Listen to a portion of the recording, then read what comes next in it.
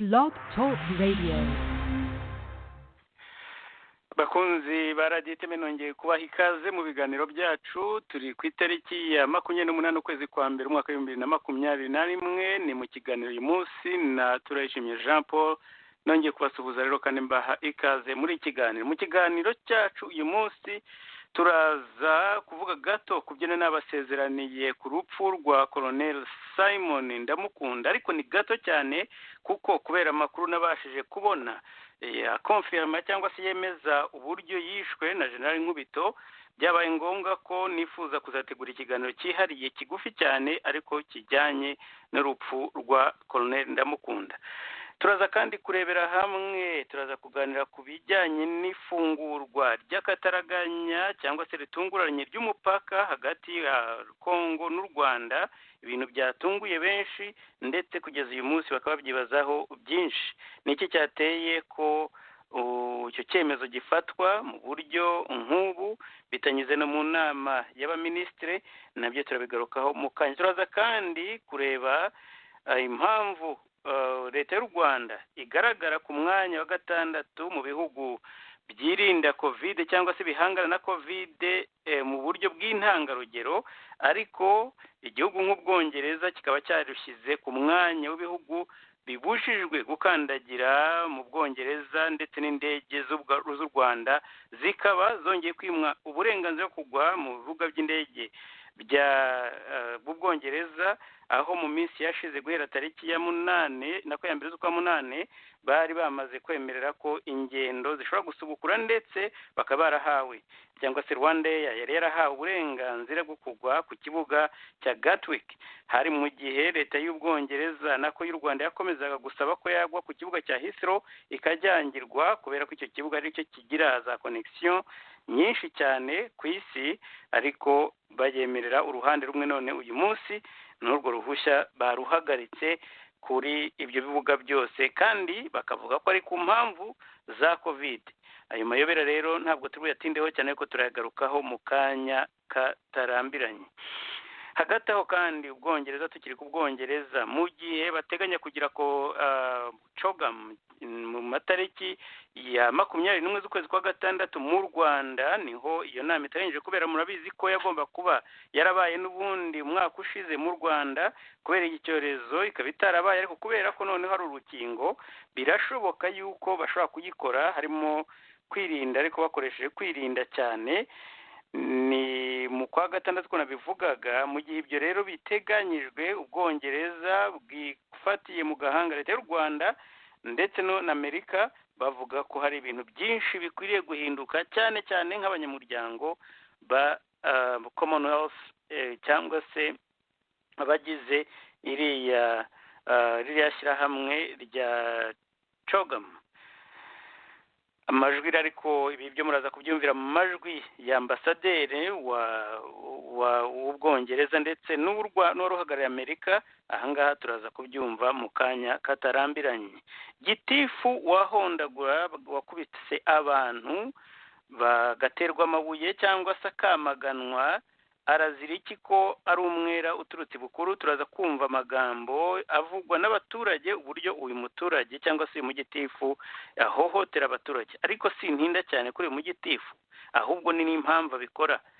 Ntabwo nawe yabivukanye, cyangwa se ngo ntabwo ari uko atafite aho yabyize, ahubwo nuko yasanze ari we wenda hari wasigaye inyuma, kuko n'abategetsi bakuru basanzwe babikora. Abapolisi bahondahonda mu kibuga, mu muhanda, bakurubana abadamu hariya mu masoko, mwarabyiboneye.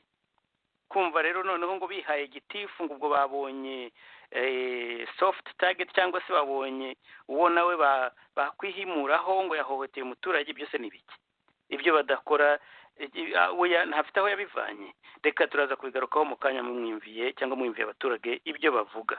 Duval Group ni ikigo gishinzwe guteza imbere inyubako cyangwa se infrastructure, kikaba gifite amakontra mu Rwanda cyangwa se yatangiye amakontra mu Rwanda. Icyo nacyo turaza kukigarukaho, turebe n'uburyo cyaje mu Rwanda, ndetse benshi bemeza ko Sarkozy ndetse na Siam Dijan bashobora kuba aribo bantu bari inyuma y'iki kigo. Kigamije iki rero? Ni uguteza imbere ku Rwanda cyangwa se no gukamura imitsi y'abanyarwanda babasenyera kuko bavuga ko bagiye gushaka icyo kigo kugishakira ibibanza by'ubuntu hanyuma ngo kikazadevelopa imishinga imwe n'imwe.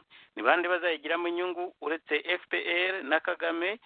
Nta bandi. Ibyo ngibyo dusanzwe tubimenyereye, ariko twebwe turagira ngo tubabwire amakuru atanditswe mu Gihe cyangwa New Times kugira ngo mumenye ibyihishe inyuma y'ibi bigo bikomeza kuza gushora imari mu Rwanda ariko bidafite aho bihuriye n'inyungu cyangwa se bidafite icyo bimariye umuturage na rimwe.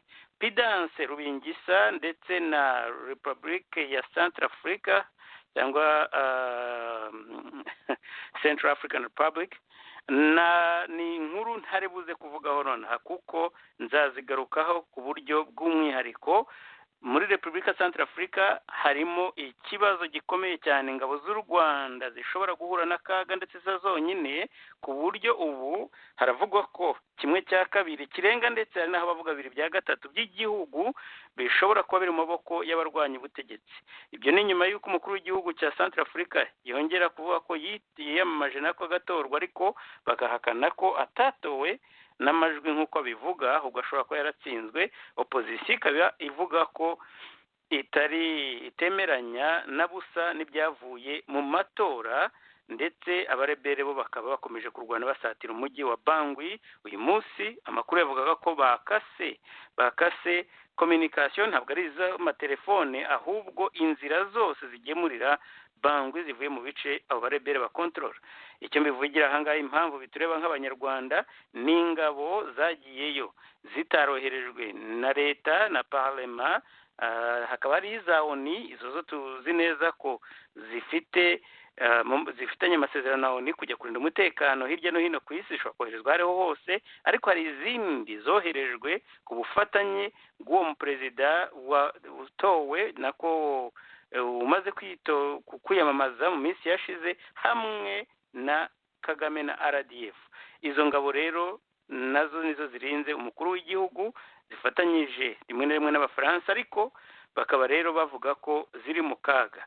N'abana b'Abanyarwanda tuzakomeza kubakurikiranira uko tugenda tumenya amakuru. Ayo makuru nzayagarukaho, aribwo nzanababwira n'ibyo Nyamvumba zira bishobora kuba harimo ibirombe yacukuye cyangwa se yaguze ibirombe, yabonye ibirombe muri Central Africa. Bakavuga ko abasirikare b'u Rwanda ndetse barimo na Migabo nabo bari bazi ibyo byose, ariko bakaryumaho ndetse n'abahubwo bakishakiramo za komisiyo. Ibyo bikaba ariho bashaka kugira ngo banze bahungishe imiryango yabo, noneho bavuga bati nubwo twapfa n'ubundi dushobora gupfa, n'ubundi twarapfuye duhagaze, ariko yenda imiryango yacu ikazabaho. Kagame rero ntabwo yashaka gusangira, ntashaka no kugenda umuntu wagira amafaranga abyumvise. Niyo mpamvu mwumvaga abwira Nyamvumba ati wowe Murasira, abwiranye na Minisitiri w'Ingabo ati Murasira wowe urabyibuka, aturazi Nyamvumba ibyo mvuga wowe urabizi, nawe tekereza kuvana umukuru w'ingabo ku mwanya ariko mu buryo bw'amazimwe bw'amanjwe, udashobora kuvuga icyo aviriyeho akicara gusa, urangiza ukabwira minisitiri mu nama y'umwiherero uti ariko wowe ibyo mvuga urabizi, ati ntubizi, ati ndi afande. Ngibyo rero ibya Nyamvumba tuzabigarukaho mu minsi iri imbere. Indi nkuru ndiho nkora investigation, nayo ni yaba Pidance Rubingisa ukomeje gukoreshwa muri ibi bintu byo gusenyera abaturage, ndetse no muri Duval Group akaba ari we bavuga ko uzakoreshwa gusenyera n'abandi bose kugira ngo bahe umwanya biriya bigo by'abanyamahanga kubaka.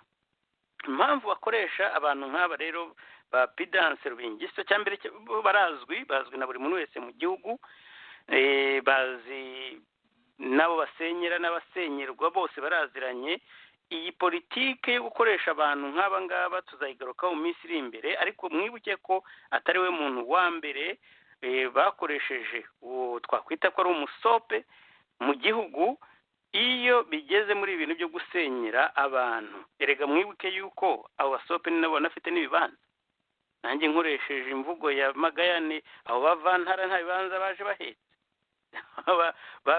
baje mu gihugu, mu bibanza byari bifite babaga mu gihugu, abo rero nibo bagenda bakoreshwa kugira ngo ahari bajye kugaragara mu maso yabo. Mubyibuke ntabwo ari uyu gusa Mutsindashyaka yakoreshejwe mu gusenyera abantu no kwambura abantu ibibanza. Uwitwa Ndayisaba Fidel nawe ndamwibuka ari we muntu ujya kubara amaferabeto, ibyo kubakisha no gusenya kwa Rwigara, ibyo nako ibyo kubaka nta gusina kubakisha no gusenya kwa Rwigara. Ndayisaba Fidel nawe avuga ko ari umusope cyangwa se nawe avuka akaba yarakuriye mu Rwanda. Ubu rero Prudence Rubingisa akaba nawe ubu we ntibiranagira naho bigera, kuko muri investigation ndimo kubakorera harimo ko cyangwa se tohoza ndimo kubakorera harimo ko bamufiteho amavideo atagira uko angana, bamuregaho ubutinganyi, bakamuregaho amafaranga y'ibutare, ku buryo ibintu akora byose nta nashwa yindi afite uretse ko agomba kubyubahiriza.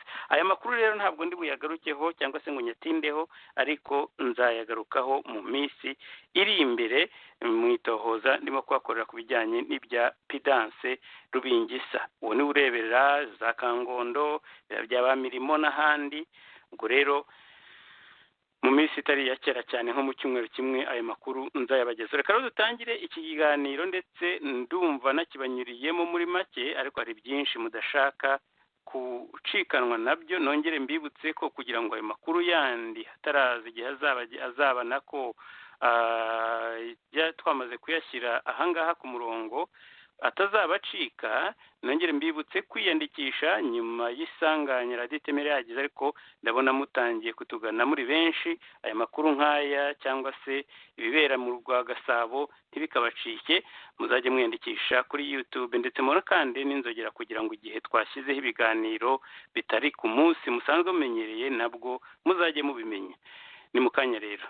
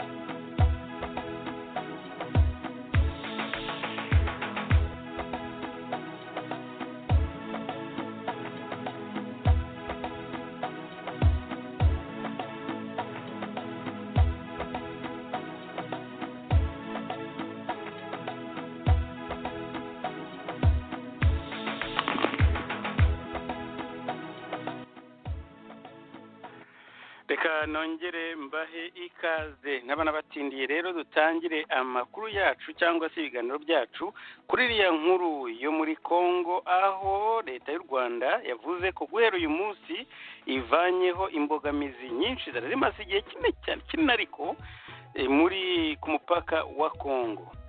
Abantu benshi barimo kwibaza igishobora kuba cyabiteye. Muribuka ko kwambuka umupaka ndetse si na Kongo gusa, ni hose mu Rwanda iyo wambutse cyangwa se ushaka kwambuka urabanza ugapimwa, ugashyirwa mu mahoteli ya FPR, warangiza bakakubwira nyuma y'amasaha nka hafi 40 niba igipimo wapimwe cyavuyemo ari negative cyangwa se ari positive, ariko wiyishyuriye ayo mahoteli, wiyishyuriye ibyo bipimo. Uyu munsi rero ibyo byose ku mupaka wa Gisenyi na Goma bavuze ko bagomba kubivanaho. ibyo biba kandi mu gihe harimo havugwa intambara muri Rucuro zimaze hafi icyumweru, ndetse bikanavugwa mu gihe minisitiri w'intebe wa Kongo washyizweho mu gihe cya iriya guverinoma yumvikanyeho hagati na Tshisekedi na Kabila yavuyeho amaze kweguzwa na parlement mu byo nakwita nako mu byo bita mu cyongereza vote of no confidence. Noneho yari yavuze ko azatsimbarara, ariko abadepite hafi uretse yenda barindwi bonyine 370 hafi ya bose nako 370 bavuze ko bashyigikiye ko yegura agatanga imihoho akandikira urwandiko perezida wa Repubulika mu masaha 24 akaba yamaze kweguza. Uyu munsi rero ibyo yaratsimbarayeho nta kibiriho, bikahura n'amakuru dufite yizewe yuko Kagame yakoze U-turn ashaka gukomeza gukorana na Tshisekedi nyuma yaho yari amaze iminsi avugwa mu bantu bashobora kuzafasha Kabila gukomeza guhangana na Tshisekedi. Ariko politiki yo muri Kongo ikaba igaragaza ko abenshi bashyigikiye Tshisekedi, Kagame rero agasanga ashobora kuzahata ibaba, none ngo biravugwa ko ashobora kuba ashaka kurikirana ko kwisunga Tshisekedi mu buryo ashaka gukora byose, yaba ari n'amaguye, ariko areba uruhande rushobora kuba rufite imbaraga. Ndeka ngaruke kuri iyi boda, ibyo nibyo navugira gusa ngo murebe niba ari coincidence, ariko tuzabigaruka yuko binabwa ari ibintu wamenya ikibyisha inyuma cyose mu mwanya umwe cyangwa se mu munsi umwe, kuko ibi byose biriho birahinduka akanya gato. Reka mpere kuri izi mpinduka zabaye kuri uriya mupaka, mbanze mbasomere ibyo bimwe byagiye bitangaza ko nabwo nkibaza impamvu nabwo bikorwa mu buryo butari officiel ngo bivugwe ku buryo buzwi, bibwirwe abanyarwanda nk'uko batanga ariya matangazo, ibinyamakuru byandike n'ibindi. Yenda mwavuga muti wose wamenye ute, ntabwo ariko byaje mu itangazamakuru, bishobora kuba byagezemo uyu munsi, ariko aho nabyakiriye byabaga bitarajya mu itangazamakuru. Ni itangazo bavuga ko rishinzwe gupima covid kubambuka umupaka, ngo guhera ejo kuwa 4 tariki ya 28 z'ukwa mbere 2021 turatangira gukoresha ibipimo bya rapid test ngo rapid test, ariko bavuze ko ari RDTS kubakoresha umupaka wa Grand Barriere mu ngendo zambukiranya umupaka wa DRC Rwanda. Kubera iyo mpamvu rero turamenyesha ibikurikira: abasanzwe bakoresha umupaka wa Grand Barriere baturutse mu Rwanda bazajya bakoresha ikizamini cya covid mu bitaro bya Gisenyi bamaze kwishyura. Izi ni impinduka zabaye. Abaturuka muri DRC binjira kuri Grand Barriere bazajya bakoresha ikizamini kuri umupaka bamaze nabwo kwishyura bikorwa kuri konti y'ibitaro iri muri banki ya Kigali yitwa Test Covid Gisenyi Hospital, ifite nimero 00053769210 amafaranga y'u Rwanda kubishyura amanyarwanda. Noneho ku cyitwa Momo Pay 1821811902219 Hope Gisenyi, cyangwa se kuri 000530776921121 kubishyura amadolari. Abishyura amanyarwanda bazajya bishyura 4,800, naho abishyura amadolari bazajya bishyura amadolari 5. Izi ni impinduka zikomeye cyane. Ubundi yari 45 kuri buri muntu, waba muri batatu ubwo urumva na amadolari 150 hafi. Ibi rero kuba byahindutse bigahinduka muri ubu buryo, nta matangazo, nta kitubwira niba ari hari impamvu runaka babashingiyeho, ibyo ariko turamenyereye ko mu Rwanda ku muturage yenda ntacyo bibabwiye. Abasanzwe bakoresha umupaka ngo wa Poids bazakomeza kubonera serivisi kuri umupaka. Icyemezo certificat nayo zo n'izindi mpinduka ngo cya test rapide cyashyizwe muri systeme kimwe n'icya PCR. Umaze gukorerwa ikizamini azajya ajya kuri cyber cafe mu mujyi bakimusohorera. Donc uzakoreshwa igipimo uhita ugenda, ntabwo bazagitegereza aho ngaho. Ni ukuvuga ngo kwambuka babyoroheje, nuko banze kubivuga mu magambo yeruye.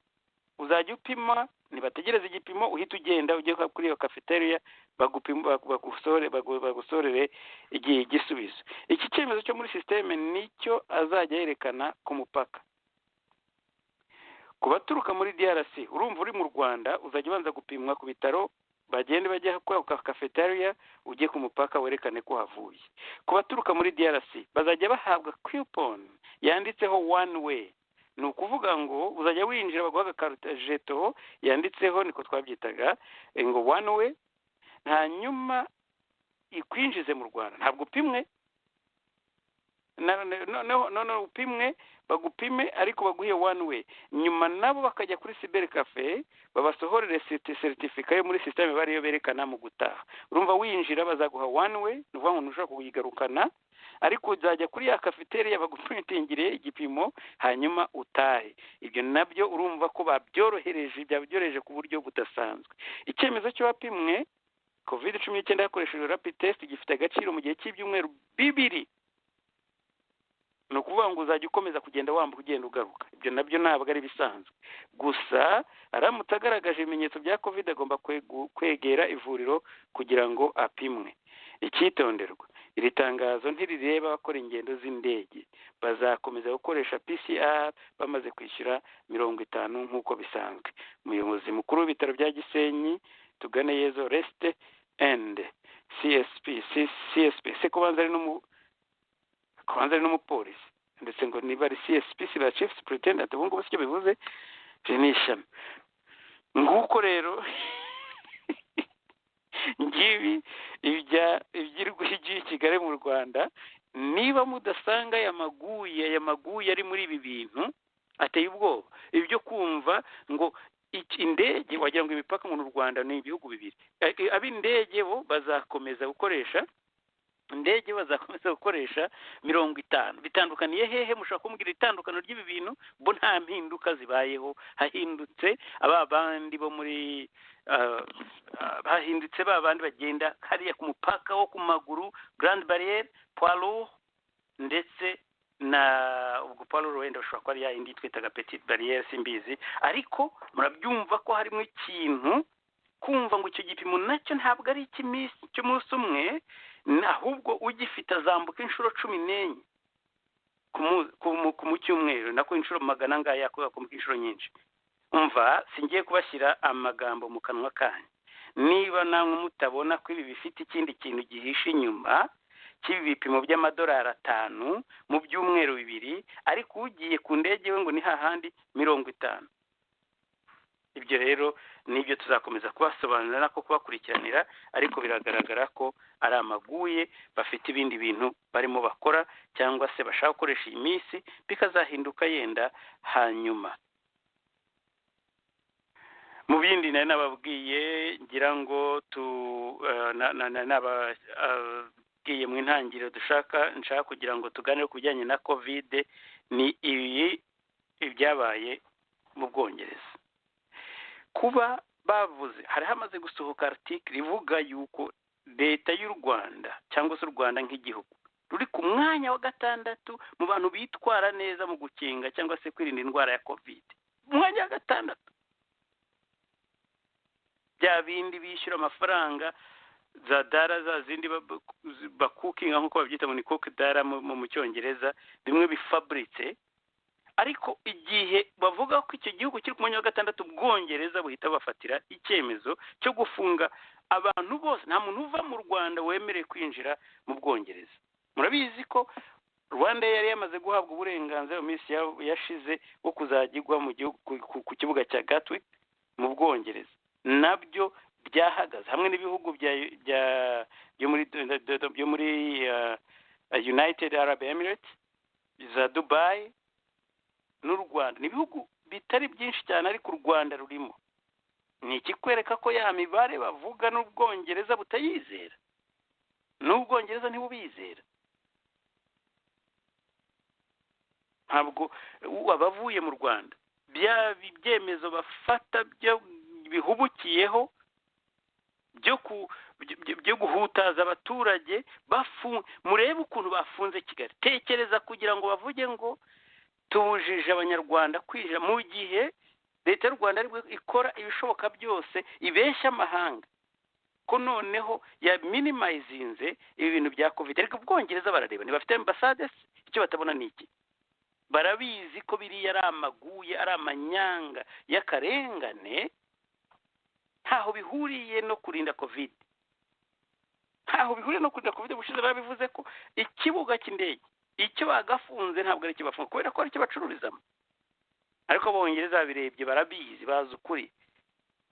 Amahirwe cyakora nuko kwebwe nko mu runana nyarwanda ruhana impinduka, ibi bintu twari twarabigejejeho leta y'Ubwongereza, ndetse nayo ikabyemera ko covid ari icyorezo gikomeye, ari icyorezo cyajuyogoje isi, ariko ikemera ko u Rwanda rufite uburyo ruhutaza abaturage mu buryo ubu cyangwa ubundi.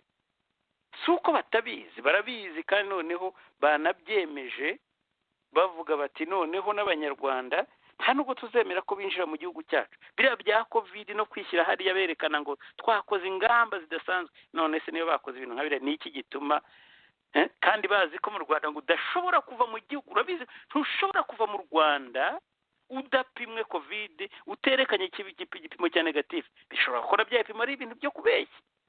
Ni gute wambwira ko indege ihagurutse mu Bwongereza ivuye mu Rwanda, uhagurutse ufite policies zerekana ko ufite negative, ko wapimwe mu Rwanda, winjiye ku kibuga baze kucyerekana, warangiza ukagenda ukajya mu Bwongereza kuko ntushobora kwinjira kandi babizi? Urumva hari ikintu baba baduhishe. Iminsi y'umujura ni 40. Ndagira ngo aha niho nshaka gukora transition, namwe mwiyumvire Ubwongereza na Amerika icyo batekereza ku Rwanda. Aha ntabwo ndi buvuge byinshi, uretse ndeko ndi busobanure dukeya, ni mu magambo yabo ubwabo. Aha Abongereza bavuga bati nk'igihugu membre cya Commonwealth hari ibintu byinshi bikwiriye guhinduka. Reka tubiyumvire. Welcomes Rwanda's strong record on economic and social rights and promotion of gender equality. We remain concerned, however, by continued restrictions to civil and political rights and media freedom. As a member of the Commonwealth and future chair in office, we urge Rwanda to model Commonwealth values of democracy, rule of law, and respect for human rights. We recommend that Rwanda first conduct transparent, credible, and independent investigations into allegations of extrajudicial killings, deaths in custody, enforced disappearances and torture, and bring perpetrators to justice. Second, protect and enable journalists to work freely without fear of retribution and ensure that state authorities comply with the Access to Information Law. And third, screen, identify, and provide support to trafficking victims, including those held in government transit centres. Thank you. Thank you. The United States of America. The United States warmly welcomes the Rwandan delegation to Geneva. We recommend that Rwanda, 1, promote the rights of freedom of expression by ending detentions and harassment of members of the media and civil society for their reporting. 2, independently and transparently investigate credible allegations of unlawful or arbitrary arrests and detentions, killings, and enforced disappearances of human rights defenders, political opponents, and journalists, prosecuting alleged perpetrators under the law. 3, enforce the protection of all persons' right to life and liberty by strengthening the independence of the justice system, ensuring no one is convicted on the basis of information extracted under torture or duress. We commend Rwanda's progress increasing gender equality and access to education. However, we are concerned about limited civic and political space, specifically unduly burdensome permitting requirements which inhibit the right of peaceful assembly. Thank you. Thank you.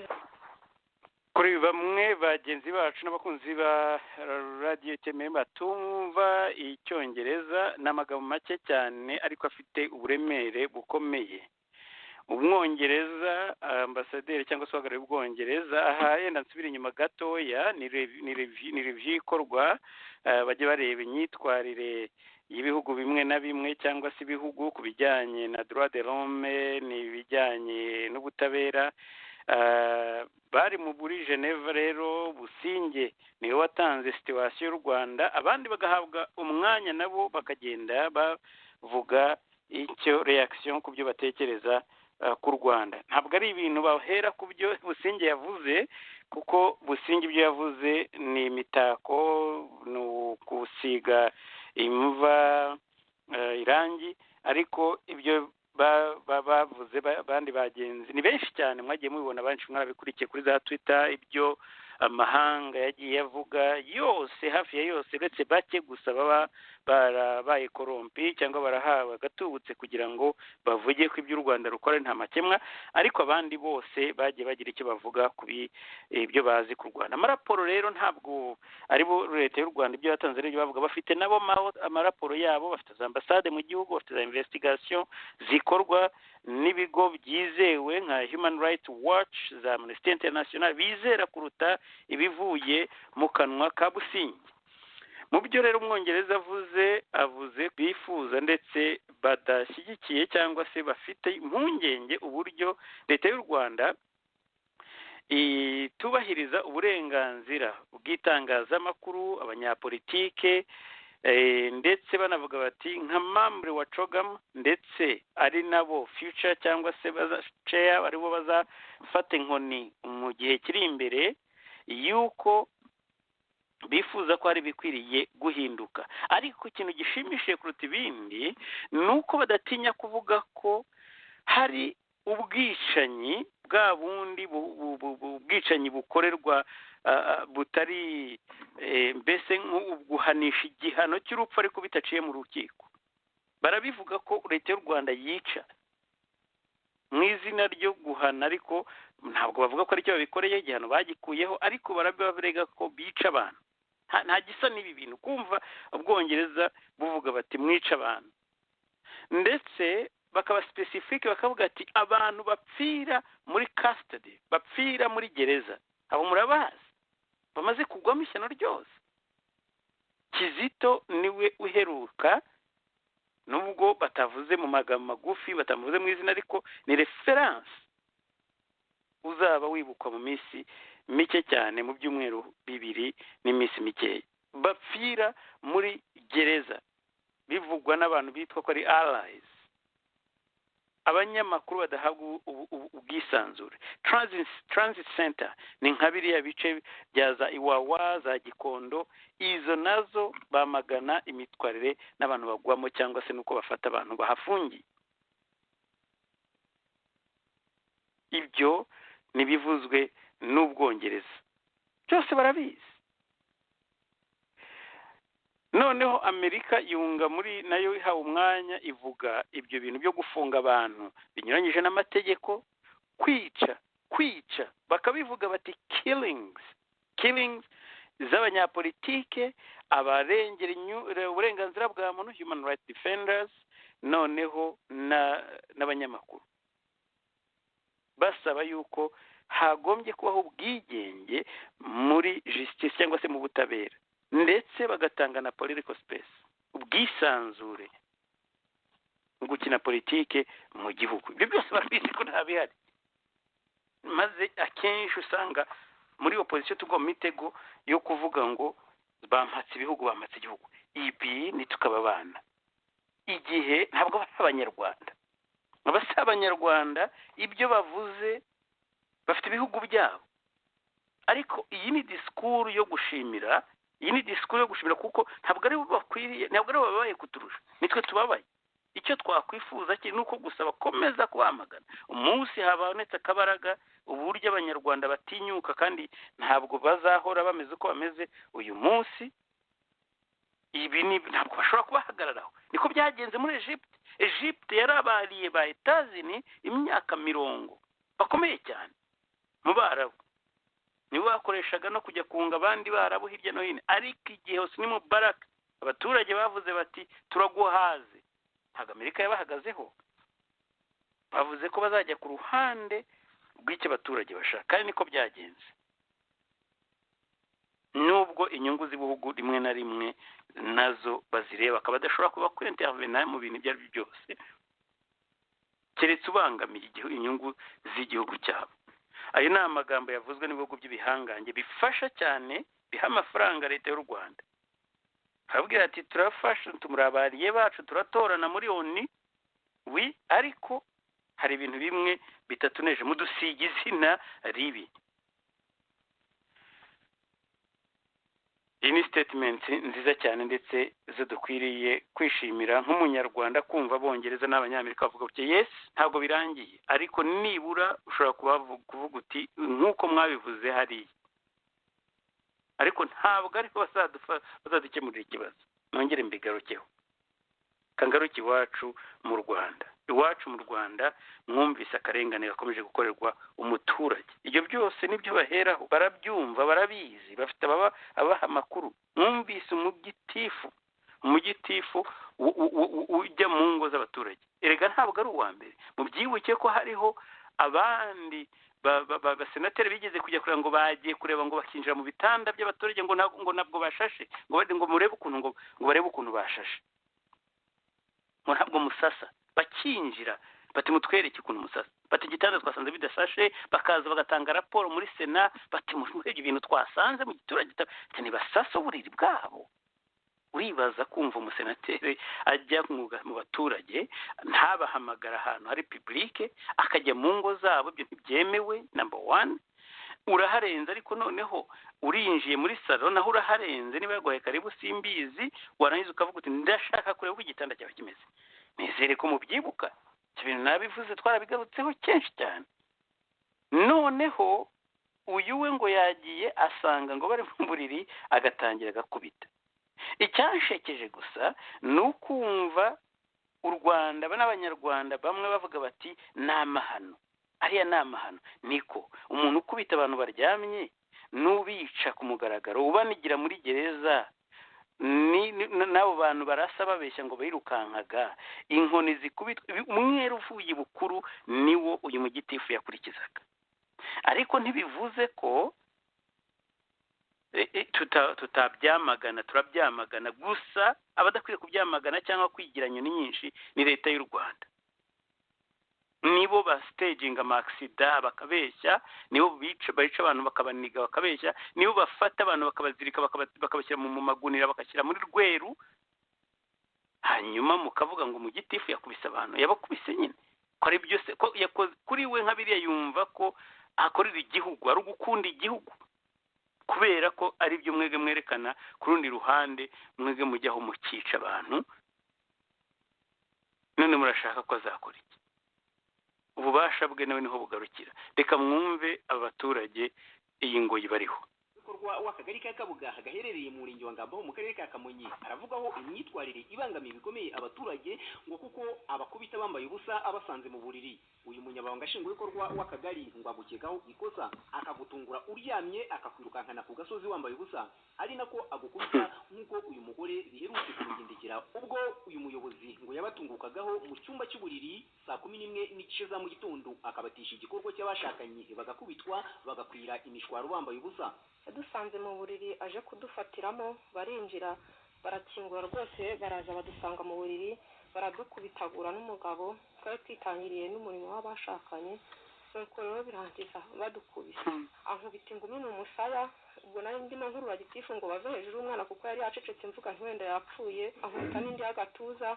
Uyu muturage tuganira uvuga ko aturanye n'uyu muryango ngo yaje kubakiza agira ngo n'umugore n'umugabo barwanira mu buriri ngo asanga umuyobozi yabaturumbuye mu buriri umugore yambaye ubusa umugabo nawe ngo yirutse ntacyo yambaye cyakora we ngo abaturanyi bamutije ikiringiti arakenyera. Ntitwagaragaje isura ye ku mpamvu z'umutekano we. Nagiye kumva saa 11:15 umwana avugije induru nongeye ndabyuka ubwo nenze ko ari umugabo n'umugore barimo kurwana bamusokanye barimo kumunigagu yambaye amabere hejuru. Abatuye muri aka kagari ka Kabuga bavuga ko iyo ngo ari ingeso y'uyu munyamabanga nshingwabikorwa iyo gusanga abantu mu gitanda nijoro akabakoza isoni kandi atigeze anabahamagara ngo babazwe ibyo bakekwaho, dore ko no mu gitondo cyo kuri uyu wa mbere nabwo hakwirakwiye amashusho y'undi mugabo wakubitwaga yambaye ubusa. Ibintu bikomeje kubabaza aba baturage dore ko uyu gitifu ngo aza anafite amapingu. Uriya n'umuturanyi wacu neza rwose twasanze yambaye ubusa ndetse gitifu ari we wajyanye amapingu kumwambika noneho tukamusanga ari kugundagurana hanze umugabo yambaye ubusa abana b'imyaka umwe kugera abakecuru n'abasaza barashungereye gitifu asanga abantu mu buriri baryamye umudamu n'umutware we ntabwo numva kugira ngo umuntu abe yaza yiture hejuru y'uburiri mu buriri muryamye mu gitondo ntiyakomanze ntiyahamagaye ntiyigiza kwandikira nibura ngo aguhe komfokasiyo kugira ngo witabe nta kintu na kimwe wigize ubona cyo ni ikintu gikabiye kandi cy'indengakamere umuntu ntabwo ari itungo mba numva ibintu byose byagakomeje gukorwa mu buryo buri sistematike bakurikije ibikorwa na Mbonyi ubwabo Emmanuel umunyabanga nshingwabikorwa w'aka kagari ka Kabuga mu murenge wa Ngamba dore ko ngo hari ingero nyinshi zabo yagiye akoze isoni gutya abakubita bambaye ubusa abaturage bamusabira kujyanwa mu kigo ngororamuco ngo kuko nta burere afite umuntu wambika ubusa ababyeyi imbere y'abana akwiriye kweguzwa babanza kumucisha mu kigo ngororamuco ahubwo ari we nk'uko ajyana y'abandi uyu munyamabanga nshingwabikorwa w'aka kagari ntiyigeze atwitaba ngo avuge ku byo ashinjwa n'aba baturage ubuyobozi bw'akarere ka Kamonyi bwo buvuga ko butazi iby'aya makuru gusa Tadeo Tuyizeri ukayobora by'agateganyo yatwijeje ko agiye gukurikirana iki kibazo yaba ari amakosa y'akazi uyu muyobozi akabiryozwa byaba kandi ngo ari ibindi bishingiye ku kuvogera ituze ry'abaturage inzego zibishinzwe nazo ngo zikabimubaza twavuganye ku murongo wa telefoni turabikurikirana tunakurikirana fene neza uko yakurikiranye kandi dufite inzego dukorana zifite ubushobozi bwo gukurikirana buri kintu cyose ubu rero numva turi bubijyanemo tugakurikirana kandi twasanga yabikozemo amakosa mu by'ukuri arabihanirwa yaba ibijyanye n'akazi ariko yaba n'ibijyanye no kuvogera uburenganzira bw'undi hari inzego zibikurikirana kuba umuturage yakekwaho ikosa cyangwa icyaha agafatwa akajya kubibazwa ikibazo ikibabaje ngo nuko uwo agiketse wese ngo acunga kumutungukaho aryamye ngo amukoze isoni yakwanga akamuhimbira kumushyiraho urumogi nk'uko ngo aherutse kurushyira umwe mu mufuka akabona uko amukorera dosiye ibivugwa n'aba baturage bibaye ari ukuri ko abantu basigaye bakubitwa bambaye ubusa basanzwe mu ngo zabo kaba ari akazi gakomeye k'inzego z'ubuyobozi mu kumenya ubu buryo bushya bw'imiyoborere nk'ibanga ry'umunyabanga nshingwabikorwa w'akagari ka Kabuga umurenge wa Ngamba mu karere ka Kamonyi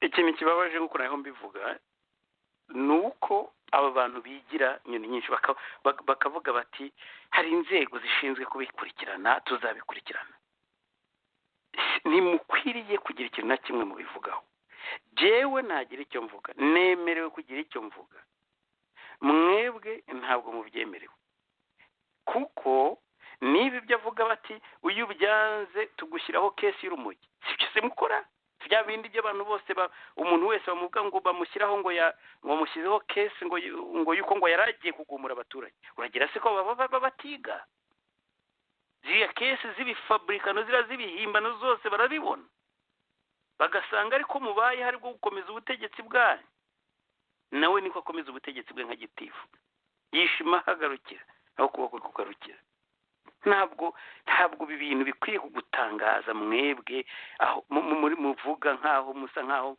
mwabonye ikintu kidasanzwe ndabizi ko impamvu byagiye hanze nuko abaturage byabarambiye byabaye byinshi bagahaguruka ni ikikwereka nyine igikwiriye gukorwa kugira ngo ibintu nk'ibi bihinduke umuturage yarambiwe baravuga ati no birakabije ntabwo ari ubwa mbere bibaye barabyivugira ko atari ubwa mbere bibaye byabagaho na mbere ariko kubera ko umuturage yageze aha akavuga ati no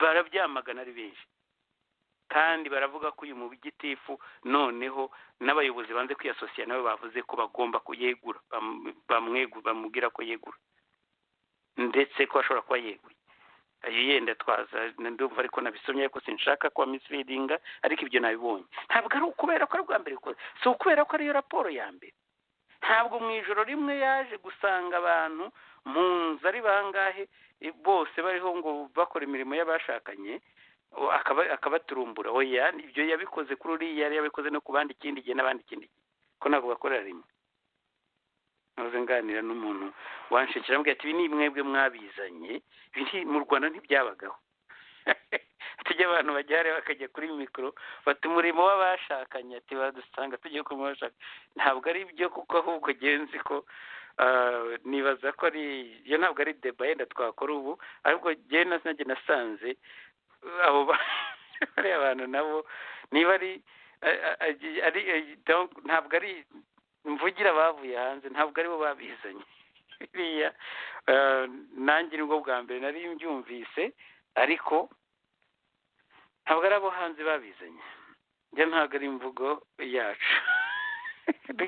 ariko si cyo kibabaje cyane kurusha ibindi. Ikibabaje ni ukubona umuturage, ubwo n'abantu ni akari gaciyemo nuko gusa naganiraga n'umuntu avuga ati ibi ngibi u Rwanda rwarangiritse, ati ibi ntibyabaga, abantu bagiraga ikinyabupfura, ari ibyo bavugaga n'ibyo batavuga, ati reka wabyise se ndako ari ibya Facebook cyangwa na YouTube, ntabwo ari ibyacu. Ariko noneho icyo si cyo kibazo, kandi iyi nkuru nyisoreje ahangaha, ntimukavuge ngo ntimuzi aho byaturutse, cyane cyane leta y'u Rwanda. Ibyo bintu mukora barabizi. Nawe mugenda mwica abantu bo hejuru, nabo bakica ababegereye, bagahohotera ababegereye. Kuko nababwiye rero, ntabwo ndi busore nababwiye iriya Duval Group ni ikigo cy'Abafaransa kiri successful, gifite cyubaka, ikigo cy'ubwubatsi gikora ibintu bya infrastructure, ariko mu Rwanda sinzi niba navuga nti muraziwe cyangwa se muhuye n'akaga. Amakuru dufite ni uko bagiye gusenyera abantu bose ariko bafite amazu ahantu, ngo ni ukudevelopa u Rwanda. Na Nyamirambo irimo, kiriya gishushanyo mbonera cyose bashaka gukurikiranya, bagiye gusenyera abantu benshi cyane. Ni mu minsi iri imbere, ntabwo ari kera. Icyo kigo rero kiri nta kintu gitandukanye na Sarkozy ari mu Rwanda, yazanye n'iriya groupe nubwo atifotoranyije nayo. mu byibuke yuko we ari mu manza zikomeye mu Bufaransa. Urubanza rwe sinzi ko rurarangira, ubwa nyuma heruka mu rukiko hari mu kwa 12, mu mpera ndetse z'ukwa 12, aho yari aburana iby'uwitwa Bentecourt Liliane, bavuga ko harimo ibintu bya campaign financing, ibintu by'amafaranga yakoresheje nabi mu buryo bw'uriganyije, yajyanye no kwiyamamaza, habamo ibintu bya corruption cyane. Ndetse bakavuga ko niba mbyibuka neza, Sarkozy araburana, harimo n'umujije bavuga ko yavuze ngo a dropping your case y'ayo mafaranga, nawe akabamwemerera agatubutse. Iyo rero ni witwa Bentecourt Liliane. Abo bose barimo n'umuroya we bari mu manza, ndetse ubushinjacyaha burabasabira gufungwa. Aho mbiherukira ubwo mu minsi yashize, nubwo urwo rubanza rugikomeza, hari urundi narwo bavuga ko yariye kashe, aho Gaddafi yari umwe mu bantu bamuhaga amafaranga kugira ngo atsinde amatora. Ariko murabyibuka ko muri 2012 nabwo yananiwe kongera gutorwa, yakoze manda imwe akavaho. Amafaranga rero nabwo bakaba kimwinvestigatinga ko yatanze amafaranga y'akataraboneka menshi cyane muri kiriya gihugu, kandi binyuranyije n'amategeko.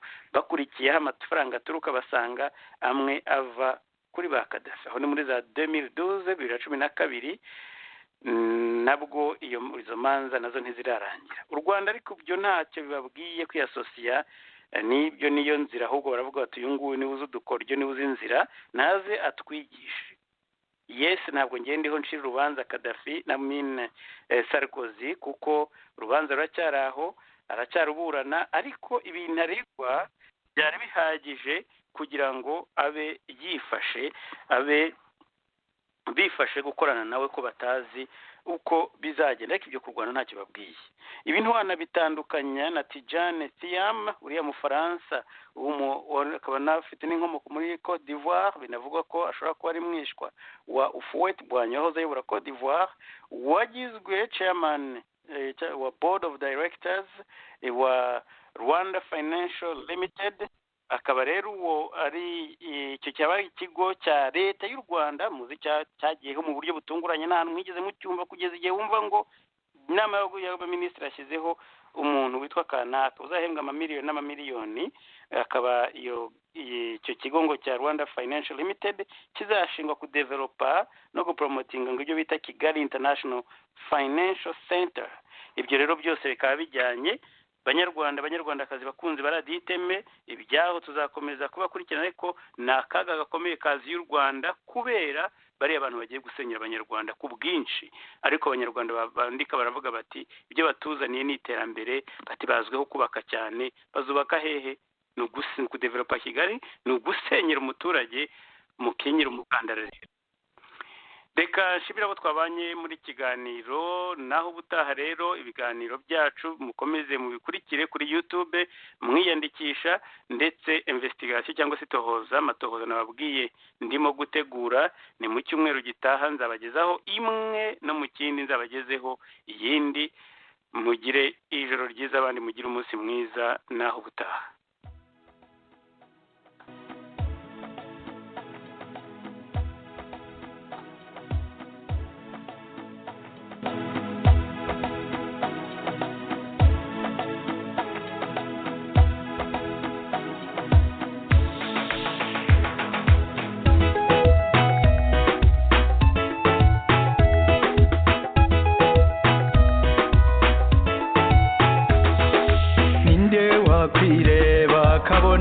kamara ninde wakwirengagiza abo bangana ninde ubona amahari hari inzira nyayo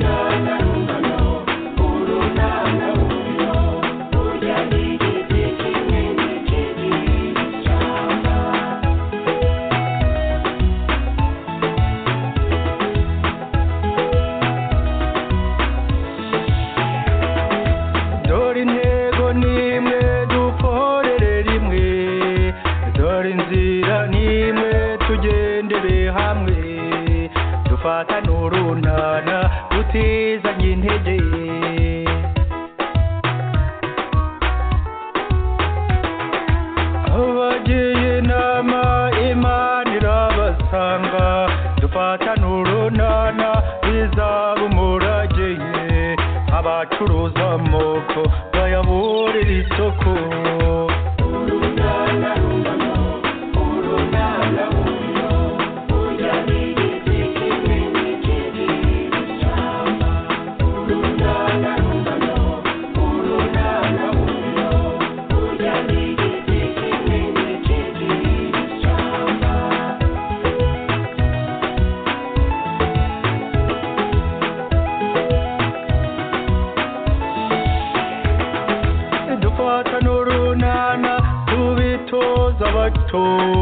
mu muco karande tubegere hamwe abashaka intambara barindira ubusa